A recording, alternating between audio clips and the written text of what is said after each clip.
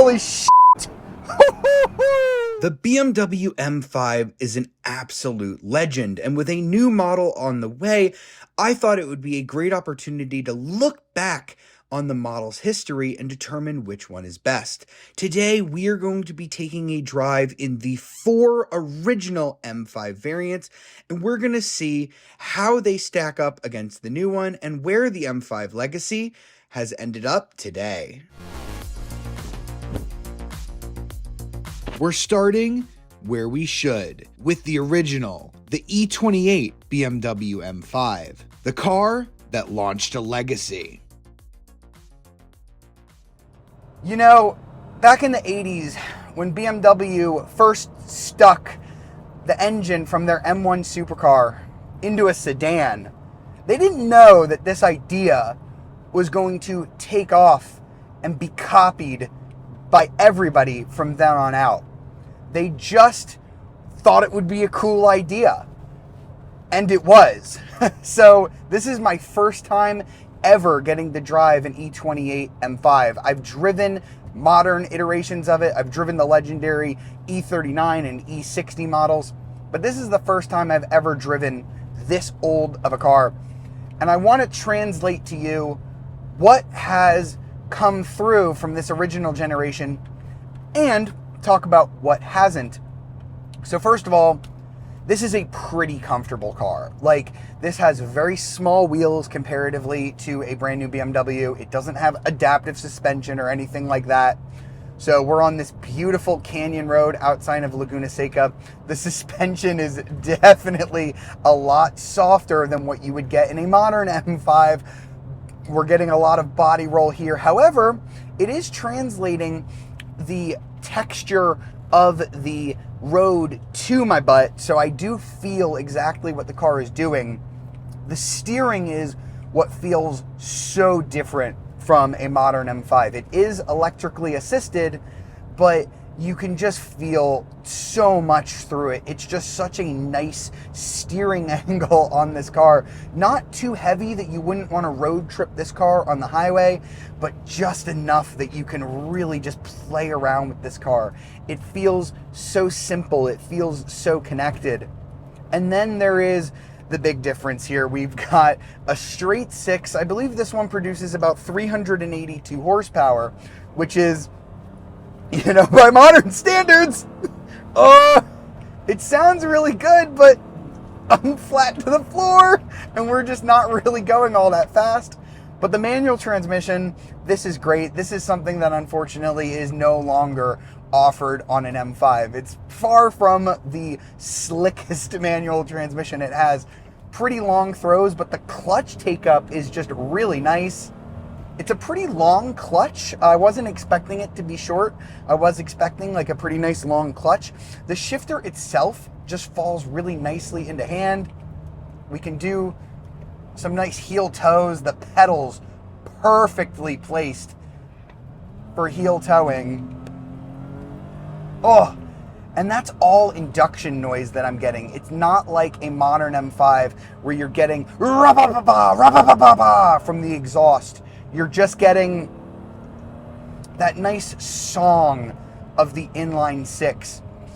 I'm so happy that I got to finally see and experience what the original M5 felt like. But I think it's time to hop in one of the newer cars. And now as we hop out of the E28, we are in the next iteration of the M5, the E34.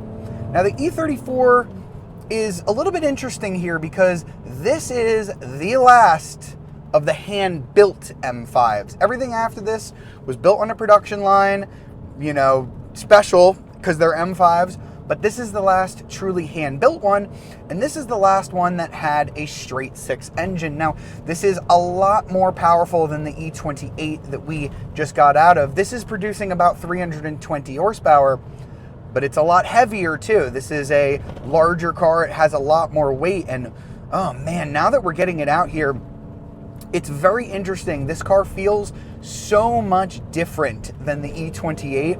I'm actually driving in a nice convoy. I've got the next two M5s ahead of me, and I'm struggling to keep up even with 320 horsepower.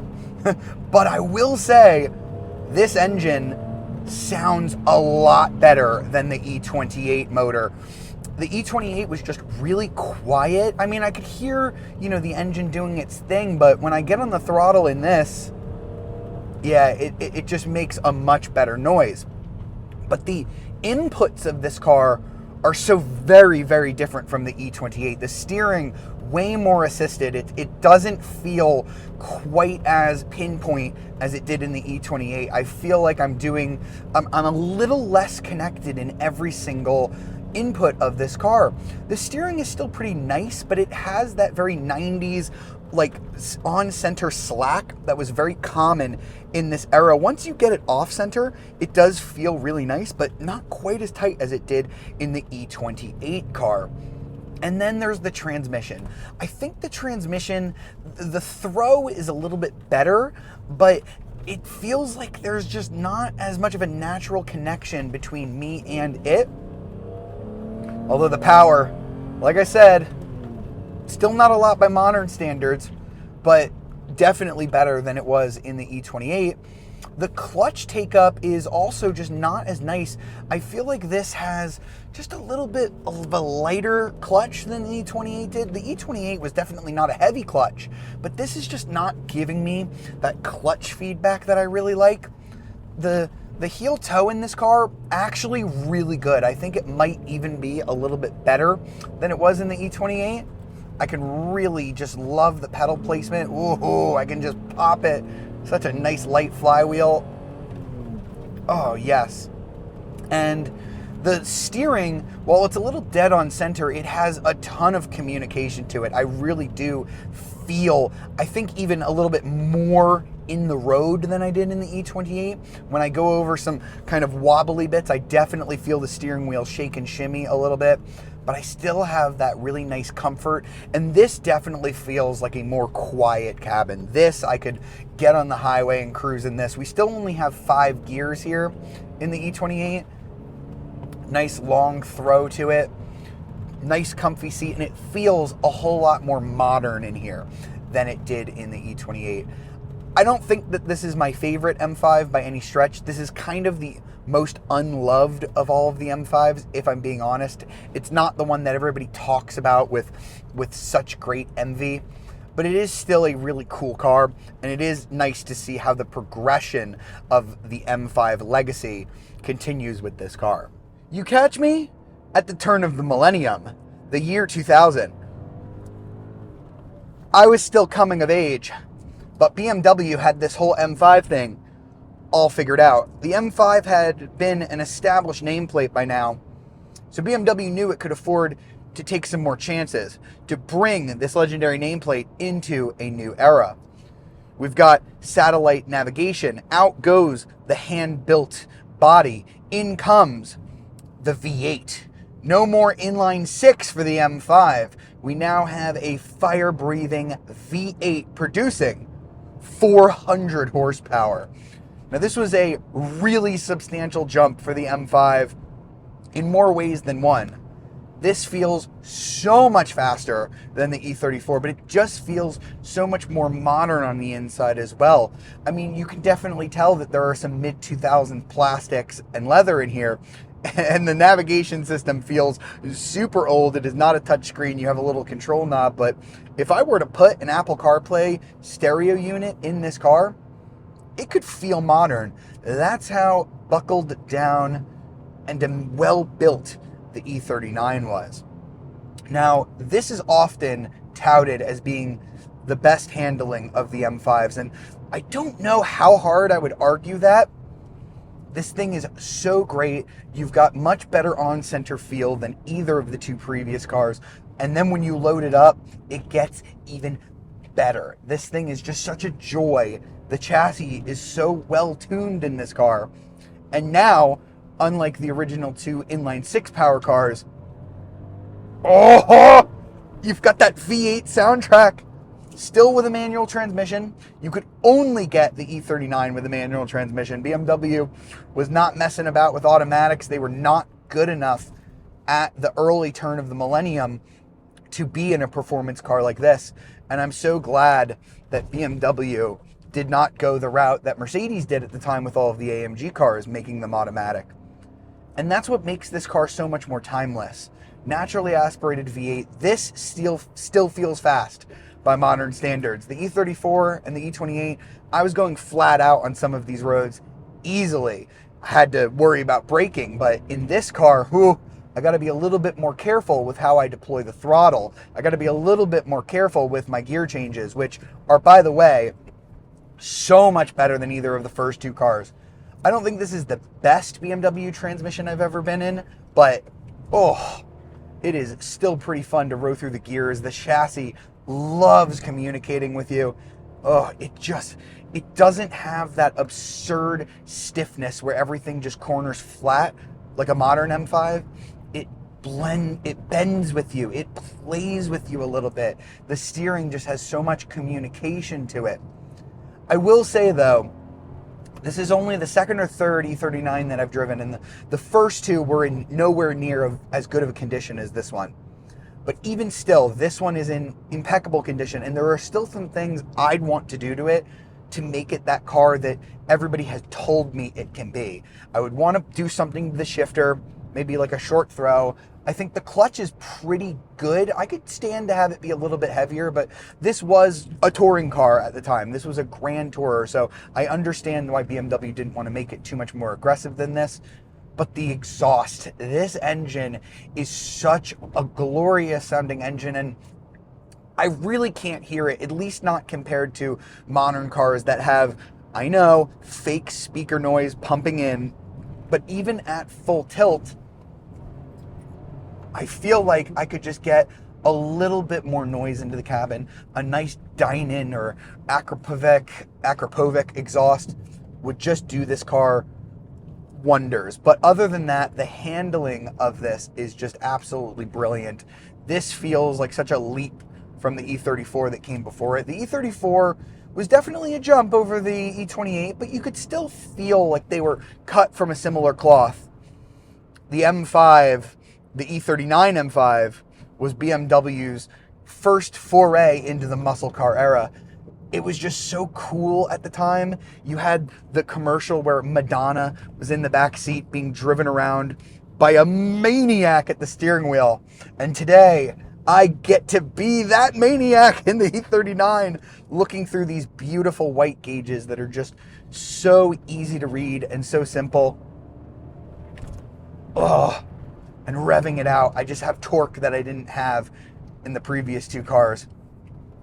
The E39 definitely deserves a lot of the praise that it gets, but there was still room to go even crazier. Holy shit! Excuse me. You find me behind the wheel of the M5 that I grew up adoring, the E60. Now this is, I'm going to go ahead and say it, this is my favorite M5. And I'm going to tell you why. The V8 in the E39 was excellent, but how do you follow up such a great, magnificent car like that? You go bigger. You go with a 5-liter naturally aspirated V10. The power went from 400 to 500 in the E60 M5. And it sounds ungodly good. This is still the best sounding M5 that there has ever been, because after this, they went back to a V8. The revs that this thing does are absolutely incredible. The only thing that this car gets flack for is the exterior styling, which I personally am a huge fan of. I love the Bengal era styling. I just think it looked so cool and so dramatic. But this, in my personal opinion, is where the right amount of tech and the right amount of driver involvement all sort of co-aligned, because This was the first time you could get an M5 with an automatic transmission. Now, it was an SMG, a single clutch automated manual with paddle shifters, and I have driven one of those. The criticisms of it are deserved. It wasn't the best automatic, but it worked great as a manual transmission. You just had to drive it as if it were one. You would let off the throttle, pull the paddle, and then get back on the throttle, or you would just get your head kicked in by the computer that was shifting for you. But if you were fortunate enough to live in America, home of the free and the brave, you could get the E60 with a 6-speed manual transmission. And this is the first time I've ever gotten to drive an E60 with this transmission.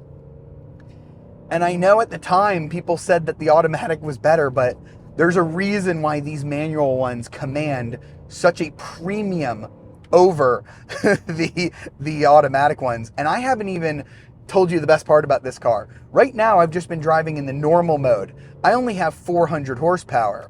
If I push this little M button, this is when they started getting iDrive and computers and all of that. But if I push that little M button now, I get the full 500 horsepower. And